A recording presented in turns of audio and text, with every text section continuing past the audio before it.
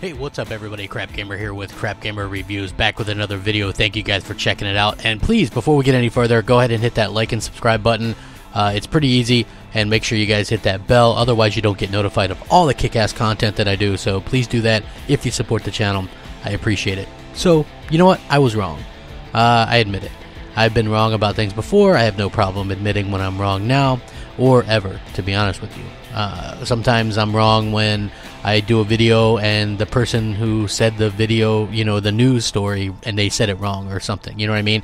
But rarely is my opinion on something really proven kind of wrong, you know, and this is one of those times where it is actually kind of proven wrong, and this is according to someone in the industry talking about third-party exclusive content in terms of what do people actually purchase one console over the other based on there being some type of timed content or anything, because there's always this kind of back and forth between Xbox fans is Microsoft really needs to get marketing deals with this game or that game. It's really going to make the difference. You know what I mean? And is that really something that does help or not? Like, I don't know anybody personally that would buy a PS4 or a PS4 version of a game because it has certain content first. I'm sure there's a handful of people out there that are like, no, crap, you're wrong. People do buy it, and maybe there are some, but maybe it's not a large collection of people that actually do that. So one thing that Sony actually does is actually doing these major marketing deals with like Call of Duty and Star Wars and Destiny, which is so weird because they did it with games that got a lot of shit this year or this past year. So it's kind of odd to me that they get a free pass on all the nonsense, really. Like, why weren't they tied to the Loot Crate debate or any of that kind of stuff? It's weird, huh? Or how bad Destiny 2 is. So they do a lot of that that co-branding and stuff like that. But Lewis Ward, who I've done other videos about, who is actually a gaming and VR AR person, does a lot of the research and stuff like that. He's an analyst.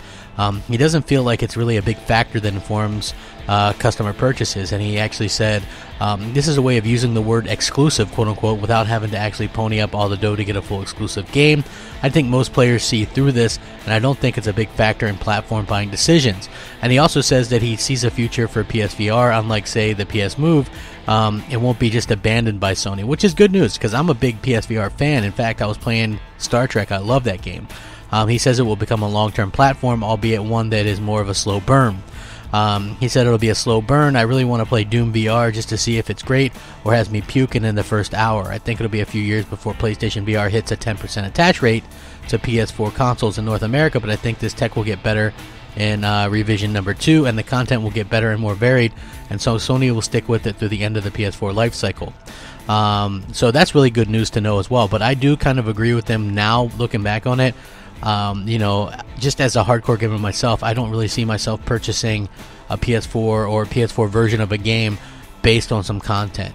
You know, and I think that that's truly something that most people don't really consider when they're buying something. You know, we mostly will buy it because we have a friend. So the reason the PS4 does so well, and it seems like that, is because it's sold more. You know, it sells more than the Xbox One. That's just the truth, and that's the bottom line. And so when we try to put two and two together, we always go marketing deals. But the truth of the matter is, Microsoft had a marketing deal with Battlefield 1, and it still sold better on PS4.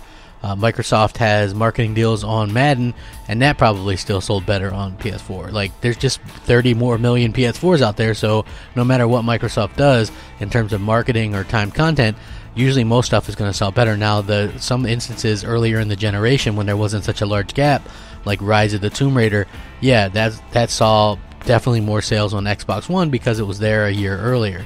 And, you know, that's just the way these things kind of work.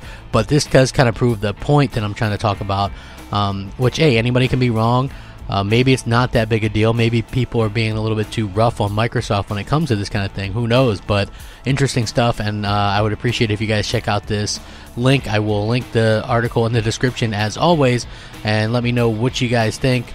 Sound off, rate, comment, subscribe. If you guys want to hit me up on Twitter, @the_Crapgamer, or Xbox Live, MOH Crapgamer. As always, thanks for watching. Remember to rack them up and have a great day. Crapgamer, out.